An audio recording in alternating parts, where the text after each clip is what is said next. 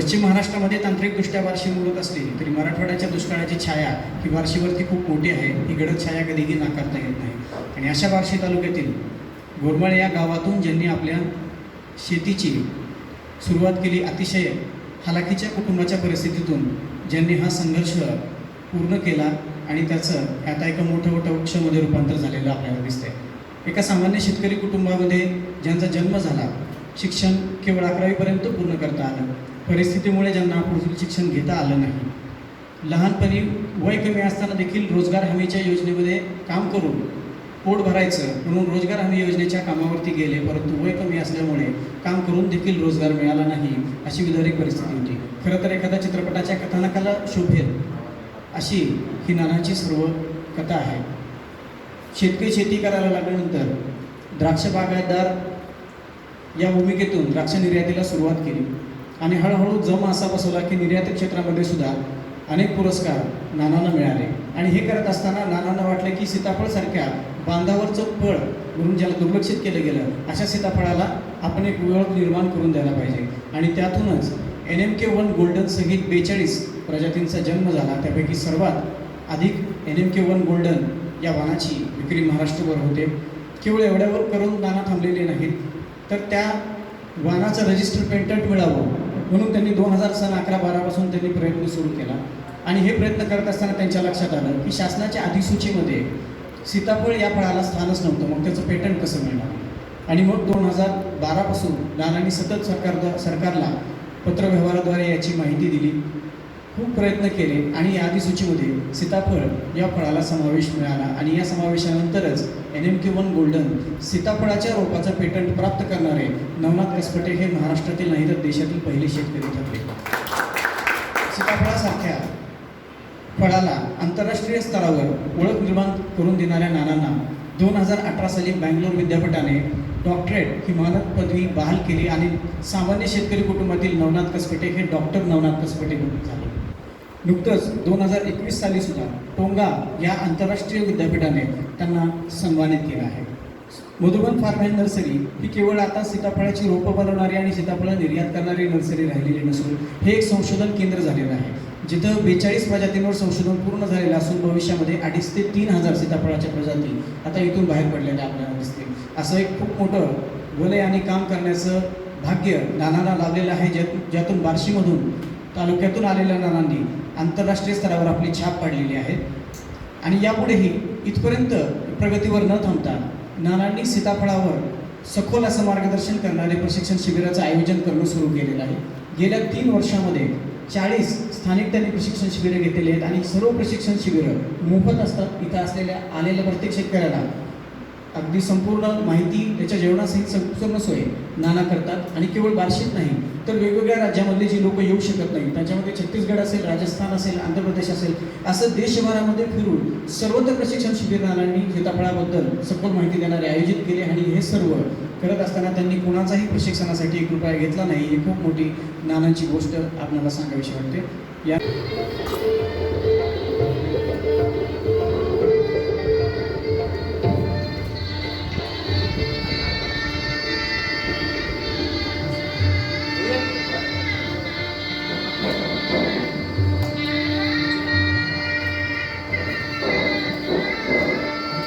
मधुबन नर्सरीच्या माध्यमातून सीताफळाच्या संशोधनामध्ये देशभरामध्ये उच्चांकी अशा प्रकारचं संशोधन करणार आणि सीताफळ या दुर्लक्ष अशा फळाला मेनस्ट्रीममध्ये आणणारे कसपटे नानांचं काम या ठिकाणी बघितल्यानंतर मी सुद्धा अतिशय भारावून गेलो. इथं उपस्थित असणारे आमचे चळवळीतले सहकारी शिवाजीराव पाटील, माझे सर्व सहकारी आणि उपस्थित पत्रकार मित्रांनो, नानाने आता जी अपेक्षा व्यक्त केली त्याबद्दल मी नाना तुम्हाला शब्द देतो की इथून पुढं तुमच्या कुठल्याही कामामध्ये मी बरोबर असणार एवढी तुम्हाला खात्री आहे.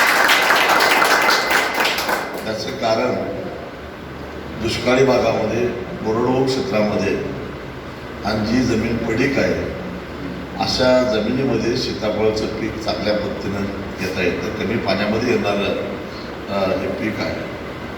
आणि त्याची एकच म्हणून मी बोलता नानांना म्हटलं की त्याच्यामध्ये फक्त हे सीताफळ जास्त दिवस टिकत नाही, त्याच्याबद्दल काय करावं. लगेच नानांनी मला सांगितलं की 7-8 दिवस टिकणारी नवीन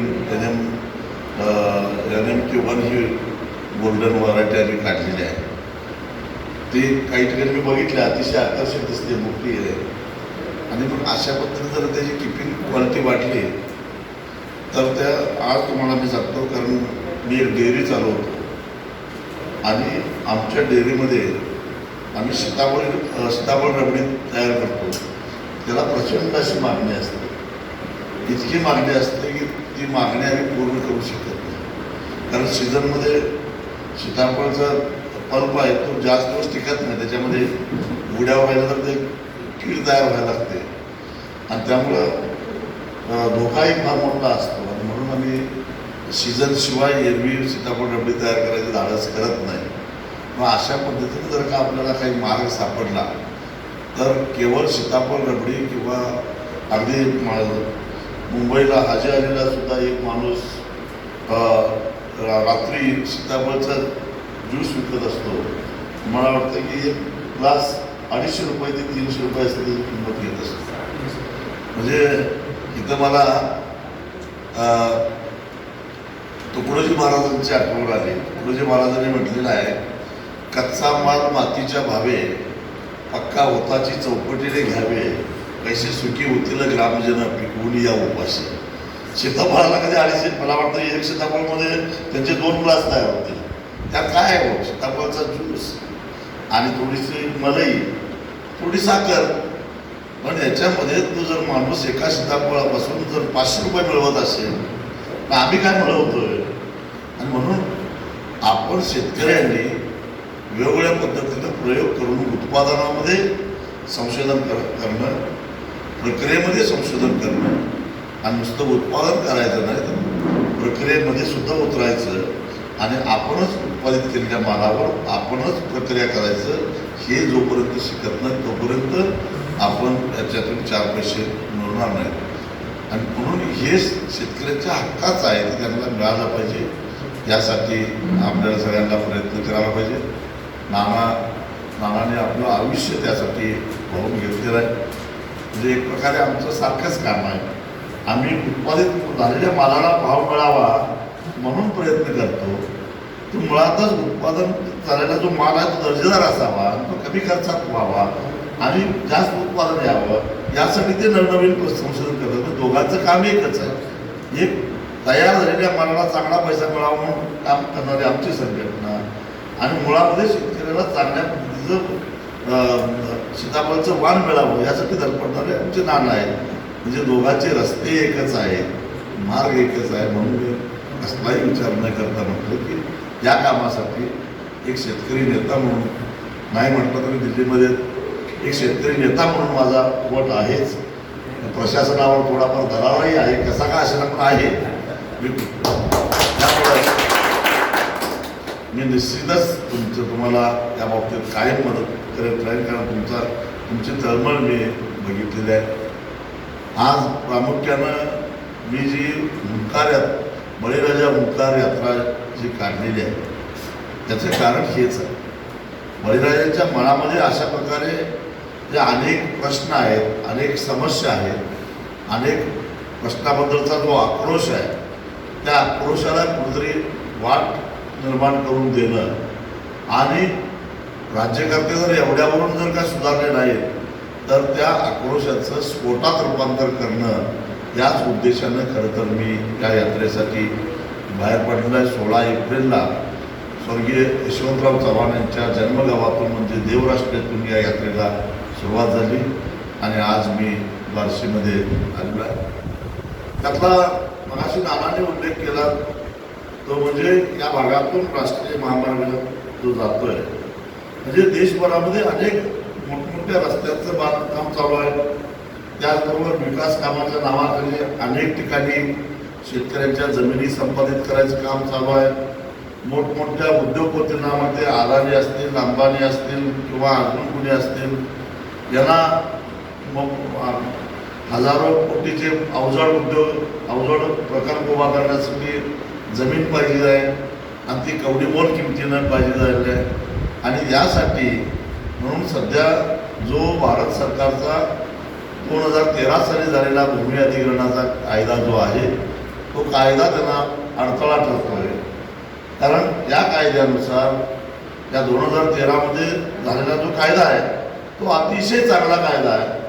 त्यावेळेचे तत्कालीन ग्रामीण विकास मंत्री जयराम रमेश यांनी तो कायदा लोकसभेमध्ये मांडलेला होता. त्यावेळी मी खासदार होतो. आमच्याबरोबर अनेक बैठका त्यांच्या झालेल्या होत्या, काय पाहिजे आम्हाला त्याच्यामध्ये.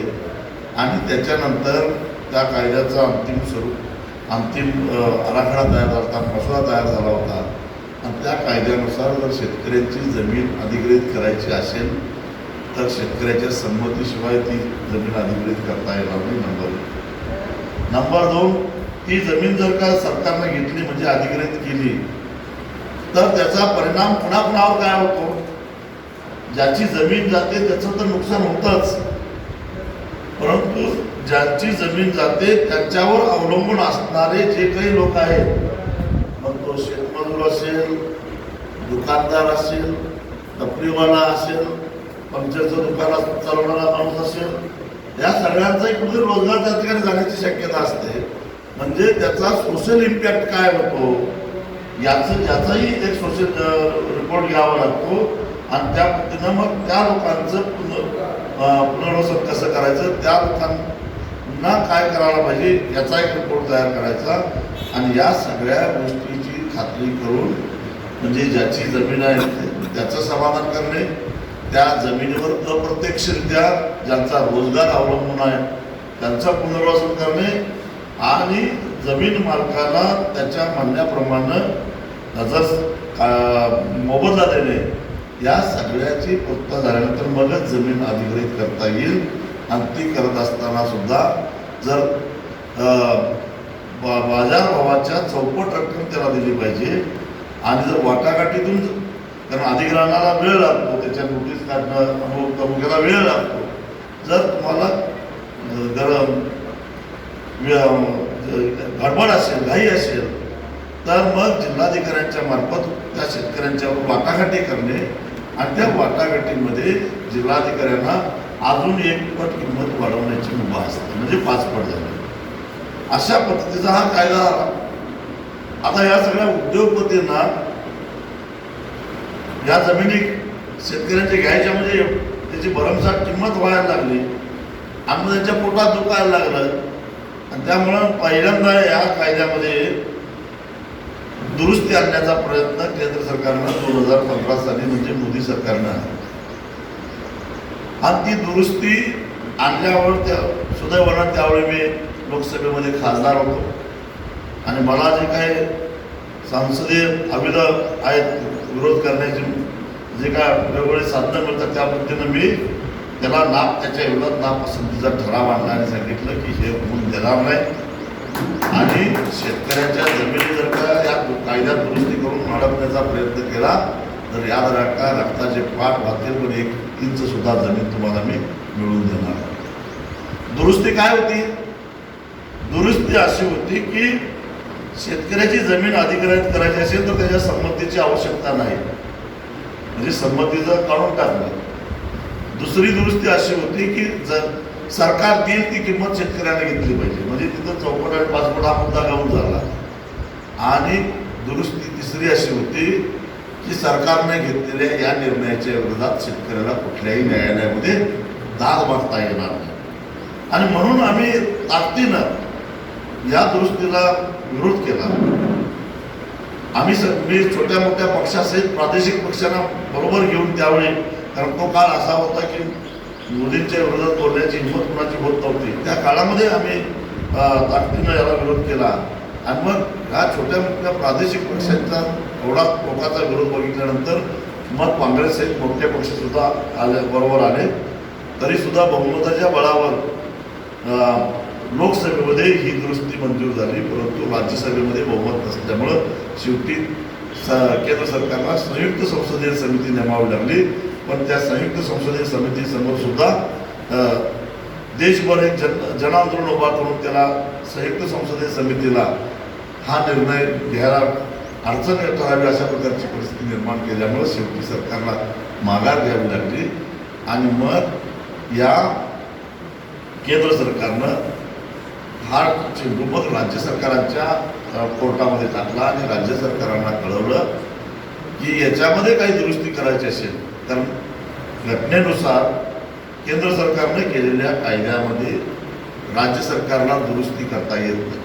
पण केंद्र सरकारनं स्वतःहूनच अधिकार असे दिले की या 2013च्या कायद्यामध्ये जर का राज्य सरकारांना काही दुरुस्ती करायच्या असतील तर तो अधिकार केंद्र सरकार, जर का शेतकऱ्यांची जमीन रस्त्यासाठी घ्यायची असेल तर त्याला चौपट नव्हे तर केवळ दुप्पटच बाजारभावाच्या दुप्पटच नुकसान भरपाई मिळेल.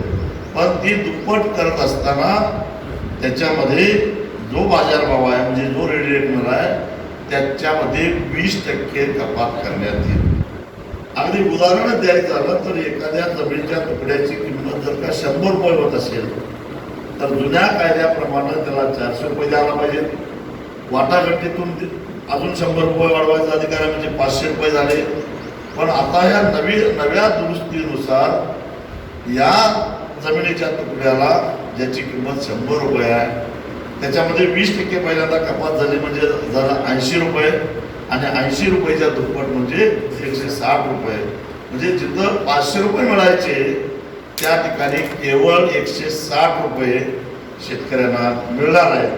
आणि म्हणून या अन्यायी कायद्याच्या विरोधामध्ये स्वाभिमानी शेतकरी संघटनेनं दंड थोपटलेला आहे. आणि नुसतंच थोपटलं नाही तर पहिल्यांदा या महाविकास आघाडीचे जे नेते आहेत शरद पवार त्यांच्याकडे आम्ही आक्षेप नोंदवला.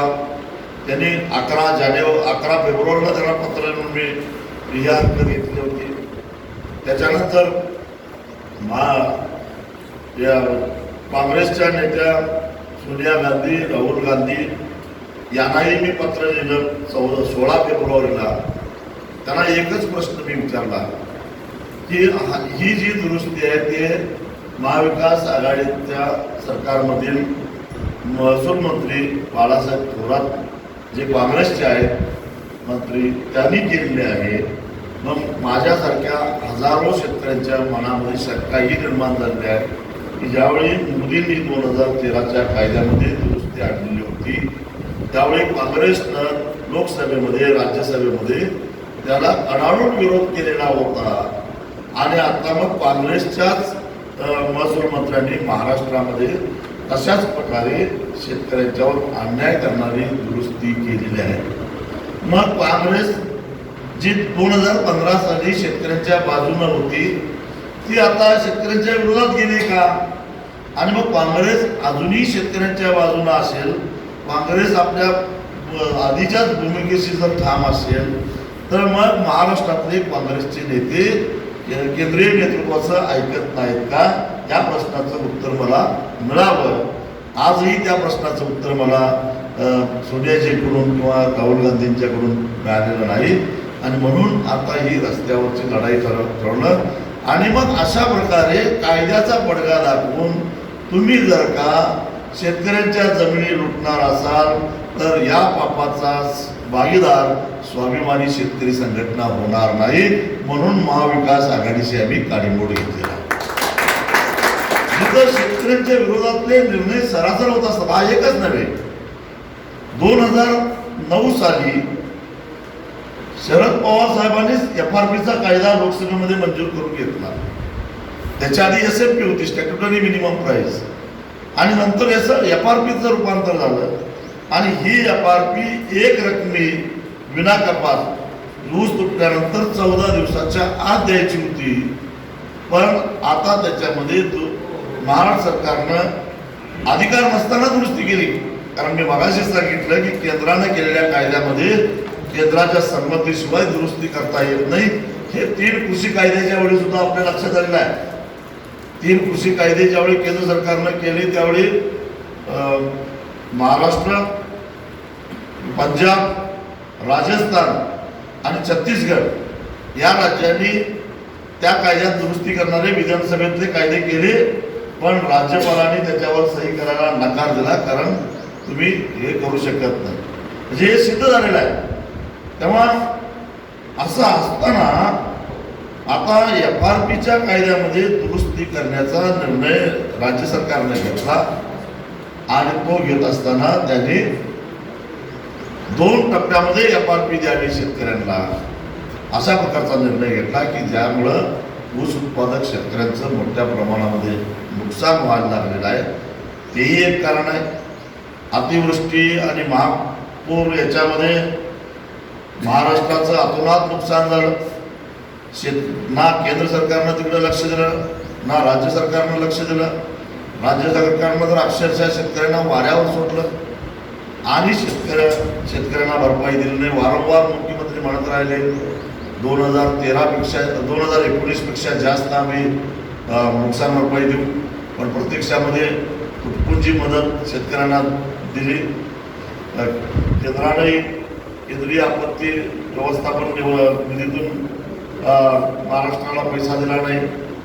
पीक विम्यामध्ये शेतकऱ्यांचं मोठ्या प्रमाणामध्ये लूट झाली, नुकसान झालं. राज्य सरकार उघड्या डोळ्यानं बघत राहिलं. याच्यामध्ये या खाजगी विमा कंपन्या कसं शेतकऱ्याला फसवतात, खोटं रेकॉर्ड कसं करतात याचं मी पुराव्यानिशी सरकारला पुरावे दाखवून दिले. आपल्या इथं शेजारी भूम तालुक्यामध्ये एका शेतकऱ्याच्या शेतामध्ये सोयाबीन कापणीचा रिपोर्ट तयार केला गेला आणि तो रिपोर्ट तयार झाल्यानंतर 8 दिवसांनी मी त्या शेतामध्ये गेलेलो होतो. त्या शेतातली एक ढाळी सुद्धा सोयाबीनची कापलेली नव्हती. जसंच्या तसं सोयाबीन होतं आणि तरीसुद्धा रिपोर्ट काय केला की उंबरठा उत्पन्नापेक्षा कमी उत्पन्न या शेतामध्ये जास्त उत्पन्न, उंबरठा उत्पन्नापेक्षा जास्त उत्पन्न आलेलं आहे आणि म्हणून हा शेतकरी नव्हे तर या सरकारमधला कुठलाही शेतकरी विम्यास पात्र नाही, अशा प्रकारचा रिपोर्ट तयार करून या विमा कंपनीनं एकूण 23 गावातल्या शेतकऱ्यांचा विमा नाकारला. ती रिलायन्सची विमा कंपनी. म्हणजे हे पुराव्याशी मी दाखवलं. मी त्या ठिकाणी उभा राहून एक लाईव्ह फेसबुक लाईव्ह सुद्धा केलेलं होतं की ज्याचा रिपोर्ट 8 दिवसापूर्वीच पीक कापणीचा तयार झाला आहे. त्या ठिकाणी 8 दिवसानंतर मी त्या ठिकाणी उभा आहे आणि तरीसुद्धा कारवाई होत नाही. म्हणजे खरं तर गेल्या 2 वर्षामध्ये एवढ्या वेगवेगळ्या नैसर्गिक आपत्त्या आलेल्या आहेत. या आपत्तीच्या काळामध्ये विमा कंपन्या खरं तर कर्जबाजारी व्हायला पाहिजे, दिवाळखोरीत निघायला पाहिजे त्या नुकसान भरपाई देऊन पण झालं उलटच. हजारो कोटी रुपये विमा कंपन्यांनी नफा कमावलेला आहे. याचा अर्थ सरकारी अधिकारी, प्रशासन आणि प्रशासन अगदी केंद्र आणि राज्य सरकारातले उच्चपदस्थ अधिकारी यांच्या किंवा उच्चपदस्थ मंत्री असतील किंवा कुणी असतील यांच्या सहभागाशिवाय, यांच्या संमतीशिवाय या विमा कंपन्या एवढा पैसा कमवू शकत नाहीत. आणि म्हणून अशा प्रकारे शेतकऱ्यांची दिवसाढवळ्या फसवणूक होत असताना स्वाभिमानी शेतकरी संघटना हे उघड्या डोळ्यांना बघू शकत नाही. म्हणून महाविकास आघाडीबरोबरचे सगळे संबंध आम्ही तोडून टाकलेले आहेत. आता आमची जी लढाई चालू आहे ती शेतकऱ्याला दिवसा वीज मिळाली पाहिजे आणि ती 10 तास वीज मिळाली पाहिजे. याचं कारण वीज ही नैसर्गिक साधन संपत्तीपासून तयार होते. मग ती सूर्यप्रकाश असेल, वारा असेल किंवा पाणी असेल, भूगर्भामध्ये सापडणारा दगडी कोळसा असेल किंवा भूगर्भातच सापडणारा गॅस असेल, नैसर्गिक गॅस असेल किंवा भूगर्भातच सापडणारा युरेनियम असेल. अणुऊर्जेपासून वीज तयार होते. त्या 6 घटकापासून वीज तयार होते आणि 6च्या 6 ही घटक ही नैसर्गिक साधन संपत्तीमध्ये मोडतात. आणि संविधानानं डॉक्टर बाबासाहेब आंबेडकरांनी आम्हाला नैसर्गिक साधन संपत्तीवर प्रत्येकाचा समान अधिकार दिलेला आहे. त्यात पक्षपात करायचा कुणालाही अधिकार नाही. मग शेतकरी वगळता इतरांना आज 24 तास वीज मिळते. शेतकऱ्यांनाच विजेच्या वाटणीमध्ये 8 तास वीज का, आणि ती सुद्धा रात्रीच्या वेळी शेतामध्ये पाणी धरत असताना कितीतरी शेकडो शेतकऱ्यांचे बळी गेलेले आहेत.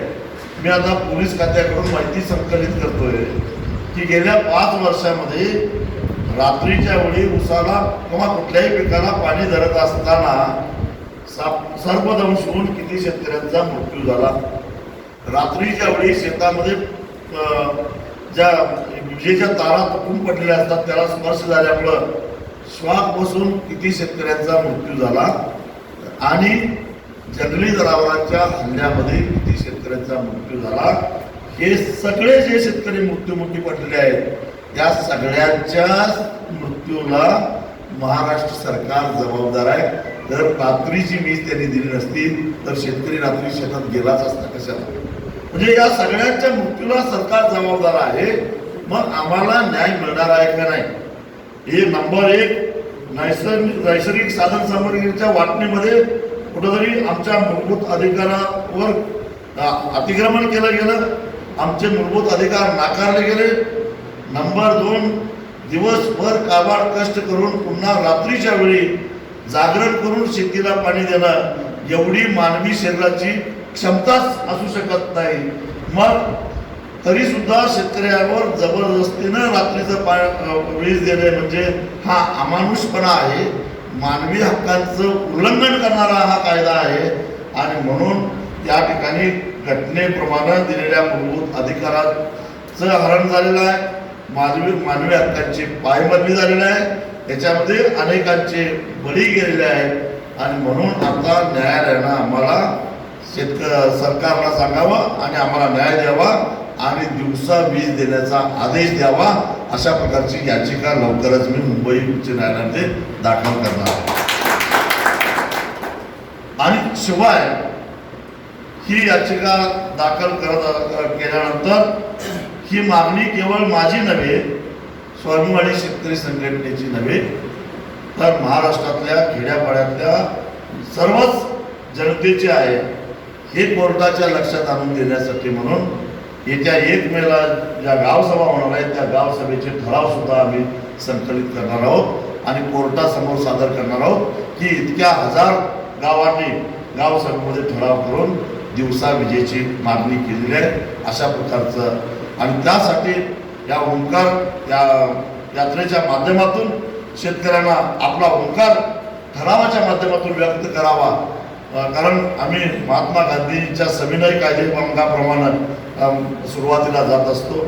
सुरुवातीला आम्ही समजावून सांगण्याचा प्रयत्न करत असतो आणि मग महात्मा गांधींनी सांगितले की झोपलेल्या माणसाला उठवण्यासाठी शांततेच्या मार्गाने प्रयत्न करायला काय हरकत नाही, पण झोपेचा सोम घेणाऱ्यांच्या पाठीत लाथ घातल्याशिवाय ते उठणार नाही. त्यालाही नागपूरांनी परवानगी दिलेली आहे, पण लाथ घालायचा मुद्दा नंतरचा आहे.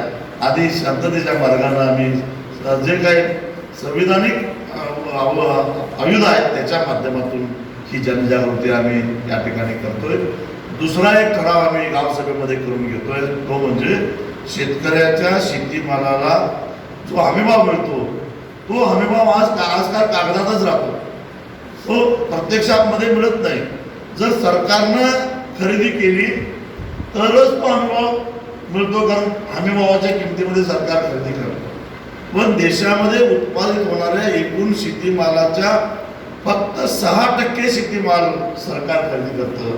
म्हणजे 94% शेतीमाल हा बाजारातच विकला जातो आणि बाजारामध्ये विकलेल्या या शेतीमालाला हमीभाव मिळत नाही. हमीभावापेक्षा कमी किमतीला शेतकऱ्याला विकावं लागतं. उदाहरण द्यायचं झालं तर आता तुरीचं देता येईल, हरभऱ्याचं देता येईल. बाजार समितीमध्ये तुरीचे आणि हरभऱ्याचे लिलाव सर्रास हमीभावापेक्षा कमी किमतीमध्ये होत आहेत. शेतकऱ्यांची मागणी आहे सरकारनं खरेदी केंद्र सुरू करावे, सरकार करत नाही आणि मग केलेला हमीभाव देणं कायदेशीररित्या बंधनकारक आहे, अन्यथा साखर कारखान्यांच्यावर कारवाई होते. तसाच प्रत्येक पिकाला हमीभाव हा कायदेशीररित्या बंधनकारक करावा आणि तसा कायदा लोकसभेमध्ये मंजूर करावा. यासाठी आम्ही या देशभरातल्या गावसभेमध्ये आम्ही देशभरातले सगळे शेतकरी नेते एकत्रित मिळून आम्ही हे गावसभेचे ठराव घेतो आणि हे ठराव घेऊन आम्ही राष्ट्रपतींना जाऊन भेटणार आहोत आणि त्यांना विनंती करणार आहोत की जसं आजपर्यंत हजारो कायदे संसदेने मंजूर केले ते सरकारला वाटतंय म्हणून किंवा काही मंत्र्यांच्या मागणीवरनं, खासदारांच्या मागणीवरनं अशा प्रकारचे कायदे झाले. पण आता इतिहासामध्ये पहिल्यांदाच गाव सभेचा ठराव घेऊन गावकरी देशाच्या संसदेला विनंती करतात, आमच्यासाठी असा एक कायदा करा आणि तो कायदा करण्याचे आदेश केंद्र सरकारला द्यावेत. यासाठी आम्ही राष्ट्रपतींना भेटणार आहोत आणि संपूर्ण देशभरातल्या कानाकोपऱ्यातून गावसभेचे ठराव त्यांच्याकडे सुपूर्द करणार आहोत. तसा असंघटित मजुरांना किमान वेतन कायद्यानुसार त्यांना एक संरक्षण आहे. सरकारनं निश्चित केलेल्या वेतनापेक्षा, मजुरीपेक्षा कमी मजुरी दिली तर त्या संबंधित मजुरी देणाऱ्या माणसावर फौजदारी स्वरूपाचा गुन्हा दाखल होतो. तसंच भविष्यामध्ये संसदेनं असा कायदा करावा की ज्यामुळं शेतकऱ्याला हमीभाव जाहीर झाल्यानंतर त्या हमीभावापेक्षा कमी किमतीमध्ये जर शेतीमाल खरेदी केला गेला तर तो खरेदी करणाऱ्या व्यापाऱ्यावर, व्यक्तीवर, संस्थेवर, कंपनीवर फौजदारी स्वरूपाचा गुन्हा दाखल झाला पाहिजे. अशा प्रकारचा तो कायदा आहे आणि त्या कायद्याचं ड्राफ्ट मी स्वतः लोकसभेमध्ये 2018 साली खासगी विधेयकाच्या स्वरूपामध्ये मांडलेला आहे. परंतु त्यानंतर माझी मुदत संपल्यानंतर लॅप्स झालं. आता केंद्र सरकारनं सरकारी विधेयक म्हणून ते मांडावं आणि त्याचं कायद्यात रूपांतर करावं, जेणेकरून या देशातल्या काश्मीरपासून कन्याकुमारीपर्यंतच्या अगदी डोंगर दऱ्यातल्या सगळ्या शेतकऱ्यांना हमीभावाचं एक संरक्षण मिळावं. आणि या आता फक्त सरकार 23 पिकांना हमीभाव देतं. मी जो काय हा कायद्याचा मसुदा मांडलेला आहे त्याच्यामध्ये फळं म्हणजे त्यात सीताफळ आलं, डाळिंब आलं, पेरू आला, चिकू आला, नारळ आला, सर्व प्रकारची फळं, द्राक्ष आला, सर्व प्रकारचे भाजीपाला अगदी दोडका, वांगी, बटाट्यापासून कांद्यापर्यंत सर्व प्रकारच्या भाजीपाला आणि दूध यांचा सुद्धा समावेश याच्यामध्ये झाला पाहिजे. म्हणजे नाशवंत आणि बिगर नाशवंत शेतकरी उत्पादित करणाऱ्या प्रत्येक घटकाला हा हमीभाव मिळाला पाहिजे आणि हमीभावापेक्षा कमी किमतीमध्ये त्याचा माल खरेदी करण्याचा कुणालाही अधिकार राहणार नाही. आणि एखाद्यानं जर का खरेदी करण्याचा धाडस केला तर त्याच्यावर कायदेशीर कारवाई झाली पाहिजे. असं झालं तरच खऱ्या अर्थानं शेतकऱ्याला न्याय मिळेल आणि शेतकऱ्यांच्या आत्महत्या थांबतील आणि खऱ्या अर्थानं कोरडवाहू आणि दुष्काळी भागातल्या शेतकऱ्यांना न्याय मिळेल. यासाठी ही लढाई आहे आणि यासाठी ही ओंकार यात्रा आहे. या संदर्भातली जनजागृती करावी, या संदर्भामध्ये शेतकऱ्यांची मानसिकता तयार करावी, त्यांचे हक्क काय आहे, अधिकार काय आहे हे त्या शेतकऱ्यांना सांगावं. यासाठी ही ओंकार यात्रा घेऊन आम्ही खेड्यापाड्यामध्ये अगदी वाडी वस्तीवर जातो आणि त्यासाठी शेतकऱ्यांचा सुद्धा प्रचंड मोठा प्रतिसाद मिळतोय. पुढचे 3 महिने ही यात्रा टप्प्याटप्प्यानं चालू राहणार आहे. महाराष्ट्राच्या कानाकोपऱ्यामध्ये मी जाणार आहे. उत्तर महाराष्ट्र, दक्षिण महाराष्ट्र, कोकण, विदर्भ, मराठवाडा या सगळ्या भागामध्ये जाऊन शेतकऱ्यांच्यामध्ये एक जागृती करायसाठी म्हणून ही यात्रा घेऊन आणलाय. एवढं सांगतो आणि इथंच थांबतो. धन्यवाद.